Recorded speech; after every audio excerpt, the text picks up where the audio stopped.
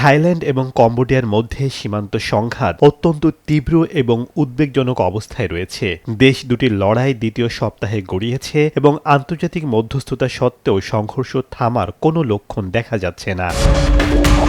দুই দেশ যুদ্ধবিরতিতে সম্মত হয়েছে। মার্কিন প্রেসিডেন্ট ডোনাল্ড ট্রাম্প শুক্রবার এমন ঘোষণা দিলেও থাইল্যান্ডের প্রধানমন্ত্রী অনুতিন চার্নফিরাকুল সেই দাবি অস্বীকার করেছে। তিনি স্পষ্ট করে জানিয়ে দিয়েছেন, যতক্ষণ পর্যন্ত কম্বোডিয়া তাদের বাহিনী প্রত্যাহার এবং স্থলমাইন অপসারণ না করবে ততক্ষণ থাইল্যান্ড সামরিক অভিযান চালিয়ে যাবে। সীমান্ত বরাবর উভয় পক্ষই ভারী অস্ত্র ব্যবহার করছে। F-16 যুদ্ধ বিমান দিয়ে কম্বোডিয়ার সামরিক লক্ষ্যবস্তুতে হামলা চালাচ্ছে থাইল্যান্ড। ভূখণ্ড পুনরুদ্ধারের জন্য নতুন করে স্থল ও নৌ অভিযানও শুরু করেছে দেশটি। এদিকে থাইল্যান্ডের দিকে মার্টারের গোলা ও BM-21 রকেট লঞ্চার দিয়ে আক্রমণ করছে কম্বোডিয়া।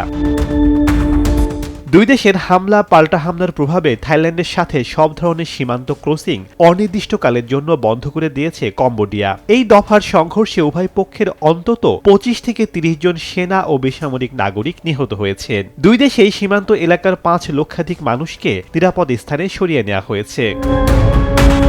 যুক্তরাষ্ট্রের প্রেসিডেন্ট ডোনাল্ড ট্রাম্প জানিয়েছেন, দুই দেশ যুদ্ধ বন্ধ না করলে তাদের সাথে বাণিজ্য চুক্তি বাতিল করবেন এবং অতিরিক্ত শুল্ক আরোপ করবেন। তবে ট্রাম্পের এ ধরনের হুমকি একেবারেই পাত্তা দিচ্ছে না দেশ দুটি।